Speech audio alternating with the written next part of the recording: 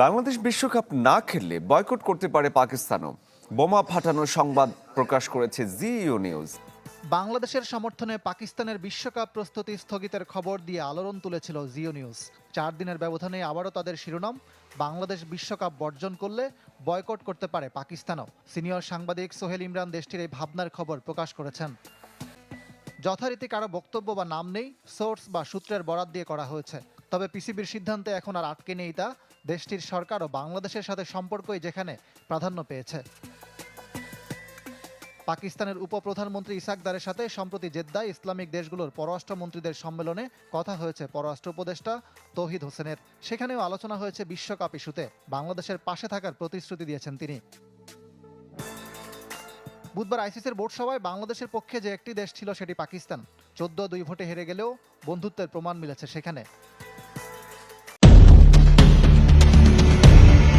আসন্ন টি-20 বিশ্বকাপ 2026 ঘিরে নতুন করে জটিলতা তৈরি হয়েছে আন্তর্জাতিক ক্রিকেট অঙ্গনে। ভারত ও শ্রীলঙ্কার যৌথ আয়োজনে অনুষ্ঠিত হতে যাওয়া এই বৈশ্বিক আসরে অংশগ্রহণ নিয়ে এখনও চূড়ান্ত সিদ্ধান্তে পৌঁছাতে পারেনি বাংলাদেশ। আর বাংলাদেশের এই অবস্থানের উপর নির্ভর করেই বড় সিদ্ধান্ত নিতে পারে পাকিস্তান। নির্ভরযোগ্য সূত্রের বরাতে পাকিস্তানি গণমাধ্যম জিও নিউজ জানিয়েছে, বাংলাদেশ যদি শেষ পর্যন্ত টুর্নামেন্ট থেকে সরে দাঁড়ায় তাহলে পাকিস্তানও বিশ্বকাপ বয়কট করার পথে হাঁটতে পারে। বাংলাদেশ ক্রিকেট বোর্ড বিসিবি শুরু থেকেই জানিয়ে আসছে, বর্তমান রাজনৈতিক ও নিরাপত্তা পরিস্থিতির কারণে ভারত সফর নিয়ে তাদের আপত্তি রয়েছে। বিশেষ করে সাম্প্রতিক সময়ে ঢাকা ও নয়াদিল্লির সম্পর্কের অবনতির প্রভাব পড়েছে ক্রিকেটেও। এই প্রেক্ষাপটে বাংলাদেশ চেয়েছিল তাদের বিশ্বকাপের ম্যাচগুলো যেন সহ আয়োজক শ্রীলঙ্কায় স্থানান্তর করা হয়।